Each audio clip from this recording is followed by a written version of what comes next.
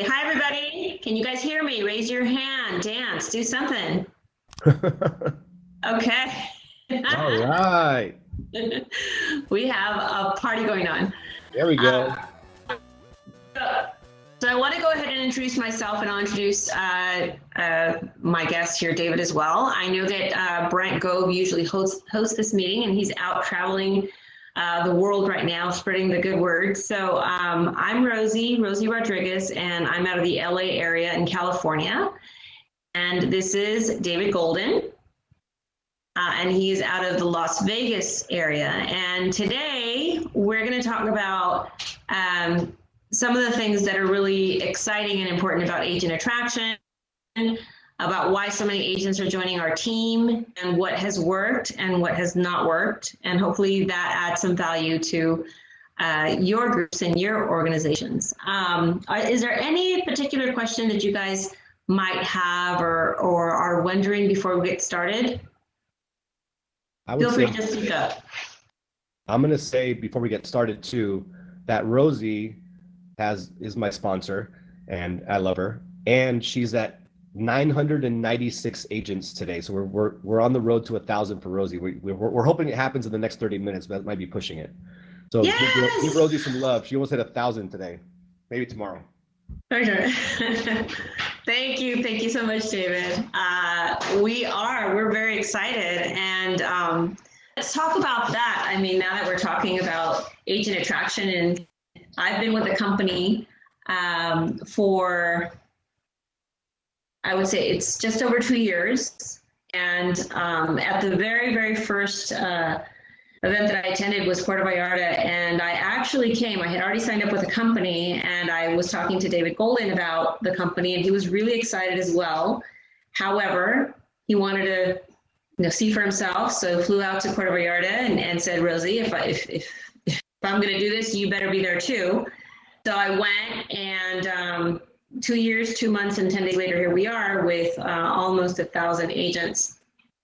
And that seems like a really big number, but what I wanted to talk about is how easy that can be. And when I say easy, it's not just because all of a sudden 1,000 people decided to join the movement. It does have a lot to do with who are you bringing into the organization and who you are in relationship with. And I happened to, at the time, be lucky enough to be in relationship with David Golden.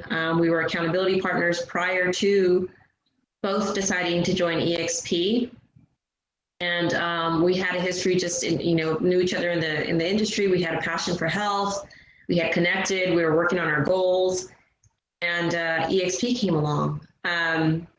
One thing I wanted to mention, which I remember all the time when David and I were in Puerto Vallarta, is a conversation we had, and I don't remember his name. He's a chiropractor somewhere in the back east. Do you remember his name, David? Dr. Bill. Dr. Bill, yeah. But I remember, I don't know if you recall this, but do you remember us talking to him in the, in the restaurant area? Yeah. He almost made me cry because he said you're going to be rewarded for the person that you've been. Yeah. And that was powerful. Well, what I remember him, he was so passionate. He was so excited. He just gave us such a warm feeling about the culture of EXP. But what I remember most is that he said, you don't know this yet, Rosie, but this guy's going to change your life. Because it only takes one. It only takes one person to make that decision, and that kind of person who's always connected with people, who's always been in a relationship, always been a giver, and everything changes. And I'll tell you that David is that person for me. He's definitely my one person, because out of the 900 and now 97, so in the 1 hour in the 5 minutes we've been on this presentation, one more agent has been added. So in the 997 agents that are part of my team, David, you are responsible for how many? 835. 835 agents. So I would definitely have not gotten here without David Golden on my team. And there's a couple of really big players inside of our organization under David as well, who I want to mention just because. Who's your one person, David? So Mike Bjorkman's my one person, and Mike Bjorkman is responsible for about 650 of my 834. Right. Did you just out of the blue cold call Mike Bjorkman, or how did that happen? No, we had been in a relationship for a while before that. I had helped him in the past, years and years and years ago, get REO accounts, and yeah. So when I talked to him, I had already added a lot of value to him. I had already made a lot of deposits in the relationship bank account, right? So I had added a lot of value to Mike's life and helped him just out of the kindness of my heart, right? It was, I just helped him because he was a good dude and we got along. He was my friend.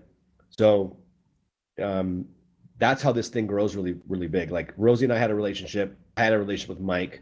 You guys have relationships with people that you've known for a long, long time. Maybe you haven't talked to them for a while, but it's time to talk to them and have conversations with them.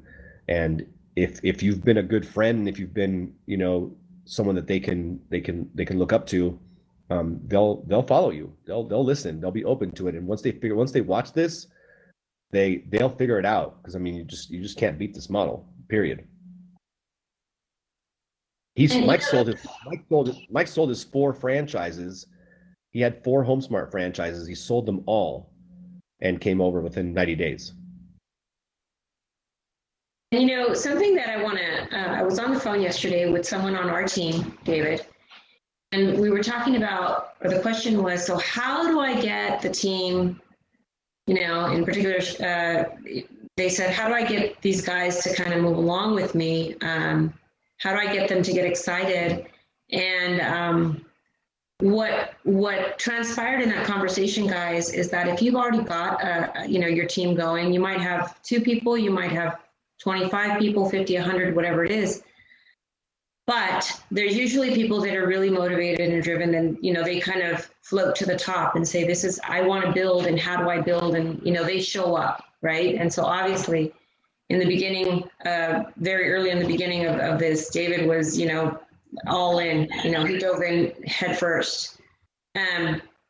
But there are people that maybe they're very top producers, great individuals. You have a great relationship, they come on board, and they don't necessarily get moving or really take advantage of the additional opportunity to create revenue and create passive income. And what I realized in that conversation yesterday is that when you're talking to, like when I'm talking to David and when we're talking to Mike, I think we're really, really, really speaking from a place of like, okay, how are we going to do this? And I mean, David, do you feel like I'm supporting you with your goals? 100%. A lot of you guys might already have your one person. You just don't even know it yet. The reason why I was able to take off so quick is because Rosie had my back every step of the way, right? I leaned on my team. I leaned on Rick Jiha. I leaned on Brent Gove.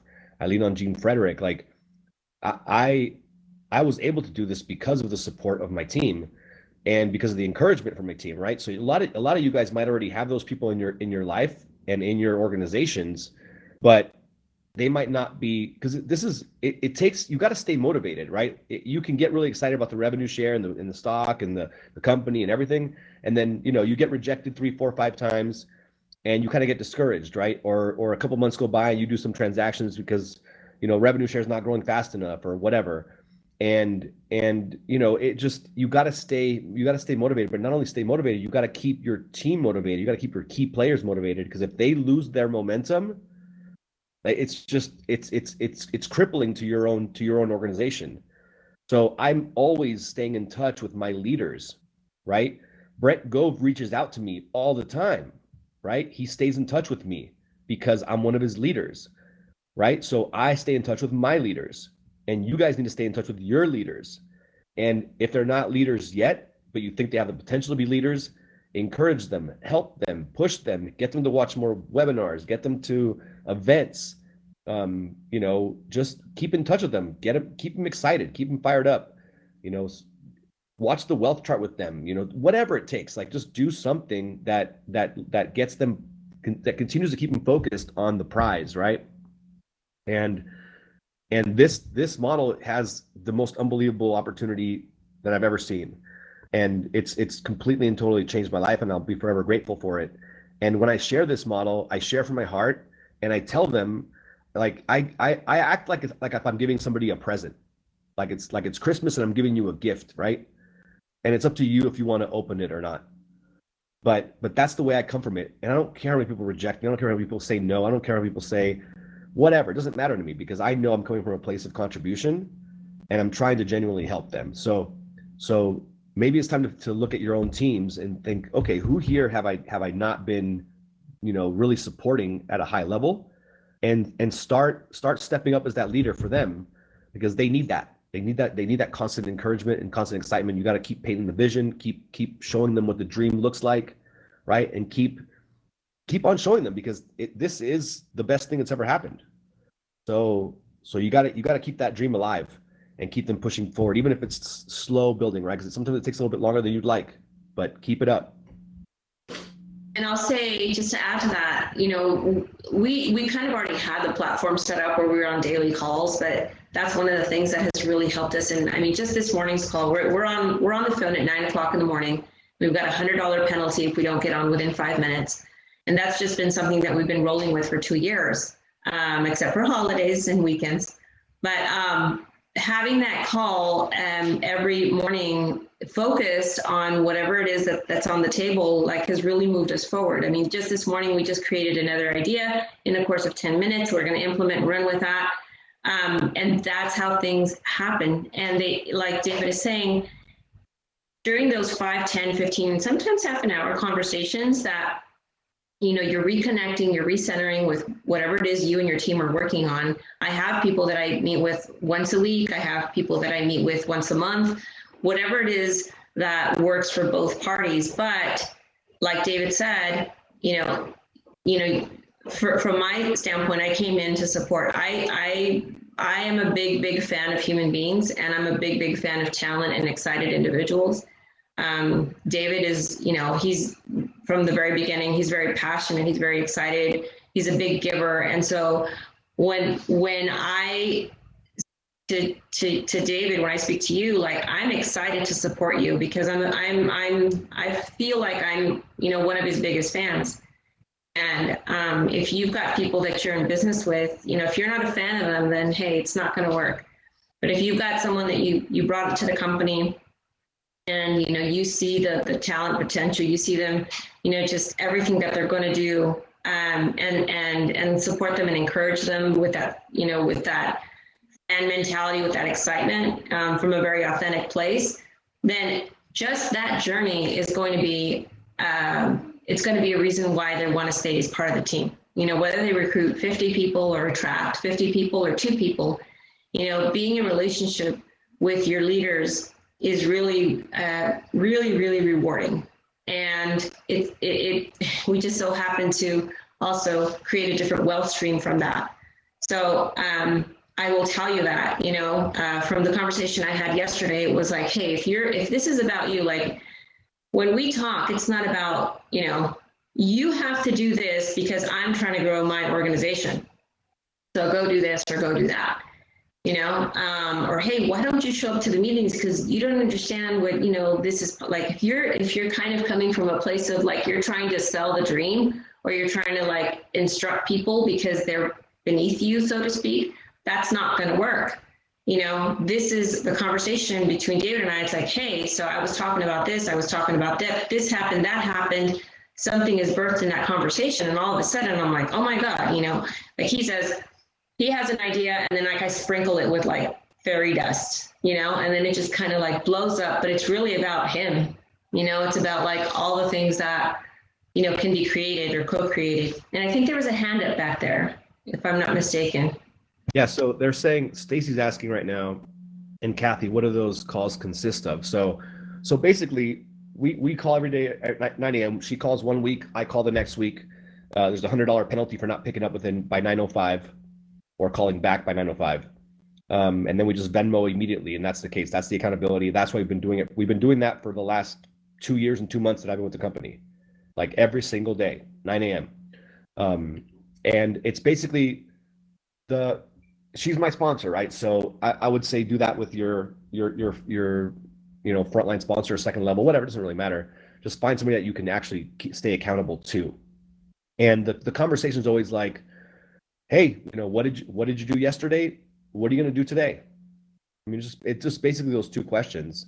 And then we just start talking about whatever, and things just come up. We have ideas and we brainstorm, and we, how can we do this better? How can we do this faster? Like, how many more people can we help? Who do we know in our organization that we need to reach out to? It's always about our team, right? People ask me, we were in, where were we at? Mexico? Yeah, we were in Vallarta again a few months ago for Rob Flick's event. And I sat down with Don Yoakum, who, if you guys don't know Don, he's a brainiac. He's so smart. And he used to have, I think he owned more Keller Williams franchises than anybody else. He had like 30 something KW franchises. And he sat down, he said, I want to take you to lunch today. I said, okay. So we sat down for lunch, and he's like, hey, how did you get to 800 and something people? And I'm struggling over here at like 200 and something. And I said, well, you've got your, how many frontline qualifieds do you have? And he said, well, we've already got our 40. And I said, okay, so you basically just made this all about you. And he just looked at me like, whoa.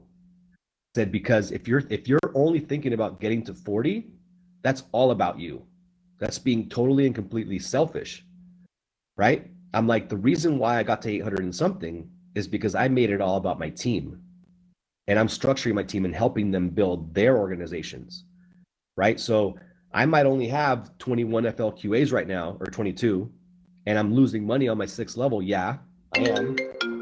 But my retention rate is crazy, right? My people do not leave because I make sure they stay by helping them.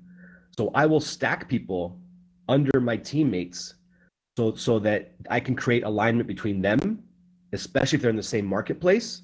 Like, I have 2 people in San Diego, and I could have had another frontliner, but I decided to put him on my 3rd level.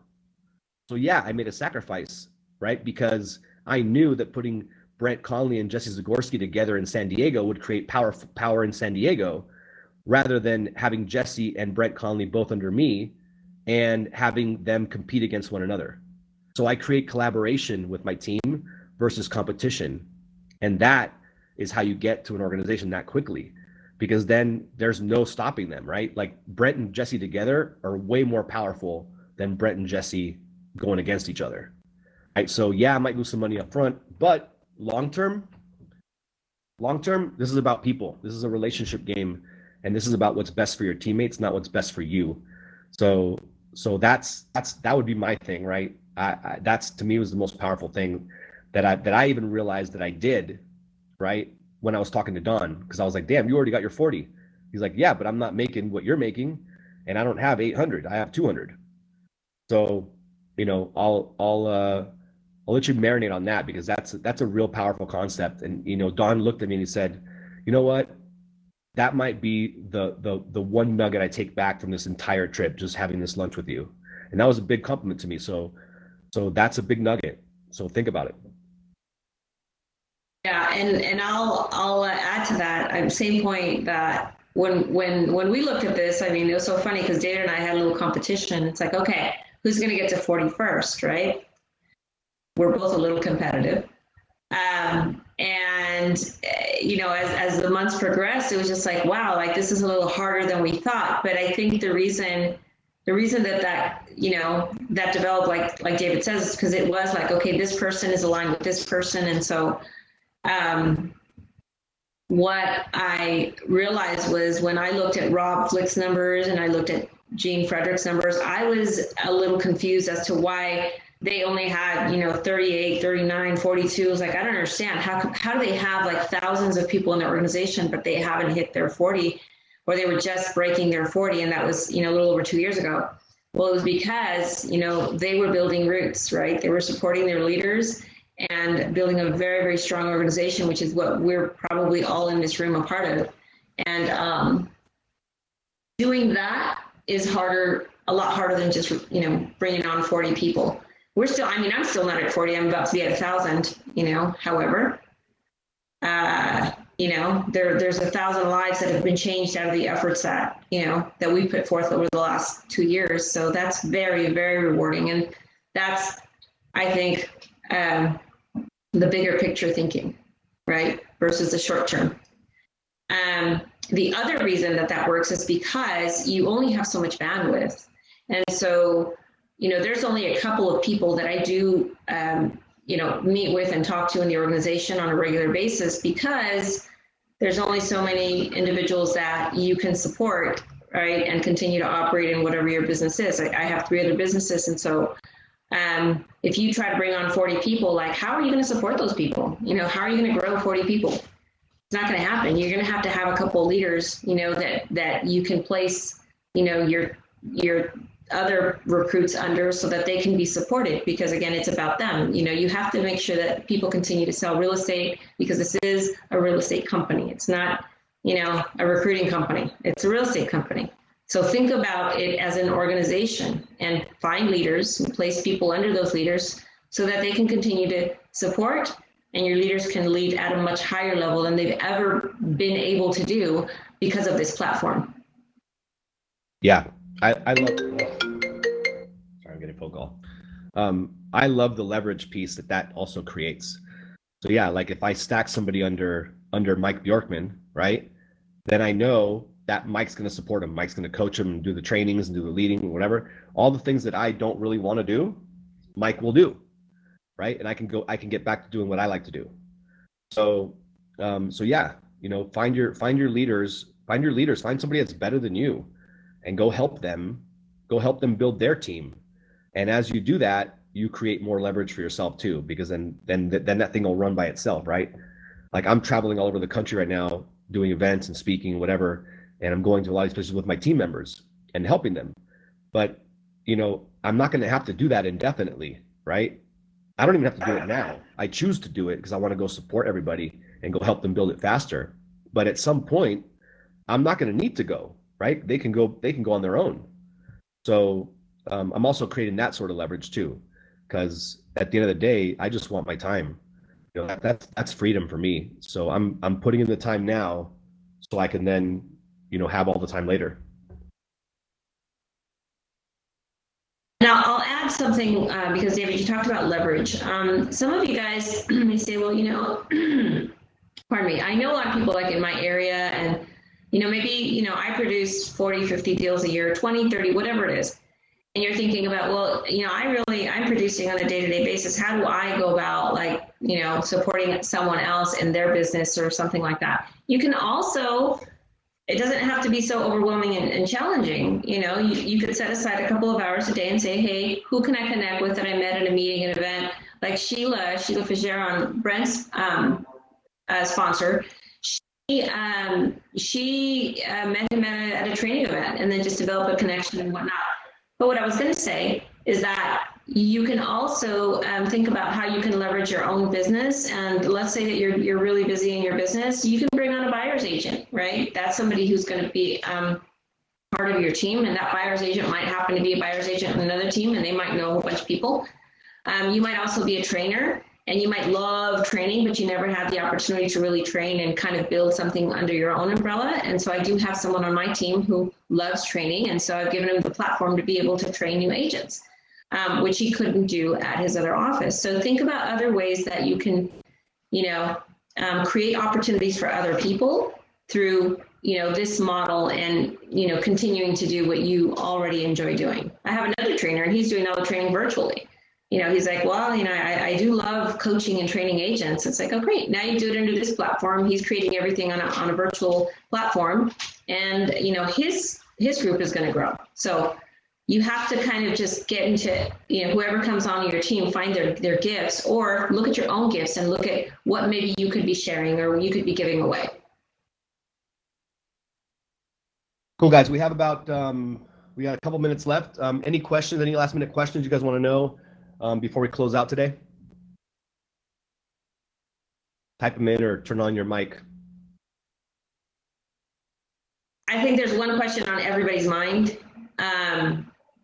And David, maybe you can answer it. How do you do the dance and jumping functions in the world? The break dance? Yeah. That one? Yeah. What was that? What function was that? I forget. It's the backslash, and then you type in break dance. Okay. And then you can, with F7, is it samba or something, or what's the other one? Backslash again, and then you go samba. That's this one.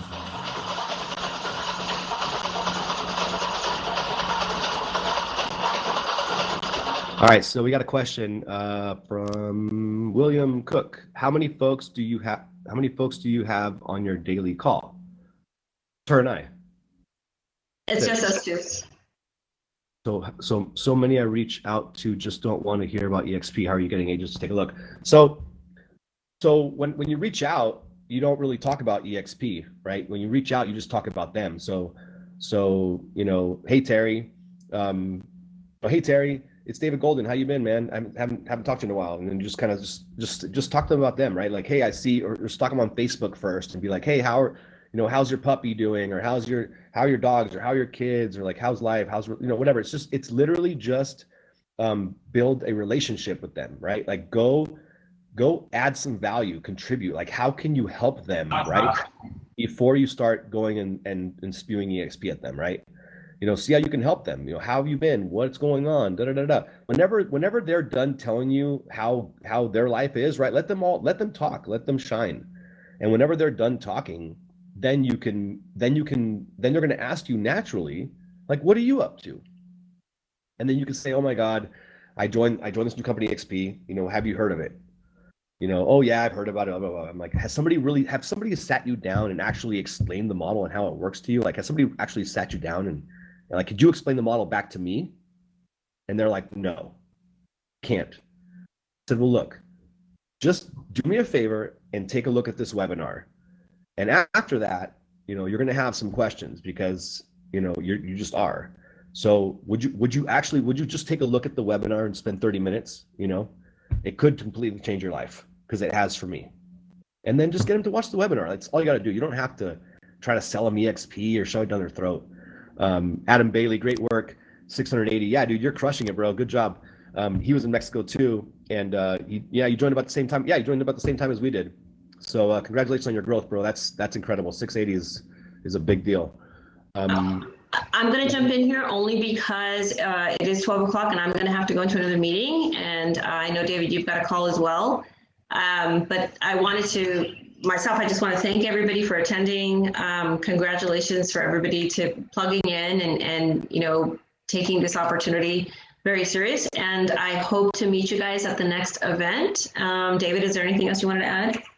Oh man, just like BrentGoveResources.com that's the key. Like the reason why I was successful is because I watched these webinars and watched these things over and over and over and over again. And I watched them every week, every night before bed. Like I watched Rob Flick's wealth chart 5-6 times. Like you guys need to spend the time to watch them over and over until you guys can actually teach a class and be excited about it, right? Because enthusiasm will sell this more than the facts. So watch the videos over and over and over. Spend time on the webinars. Go to the lunch and learns. Like just keep your eye on the prize, right? You got to stay focused on it. Build a massive wealth chart. Put it on your wall, right? My wealth chart is like it's massive in my house, so I stare at it all the time. Stay focused on it, and believe that you can do it, because you can. We all can. Awesome, guys. Thanks for joining us today. See you guys next time.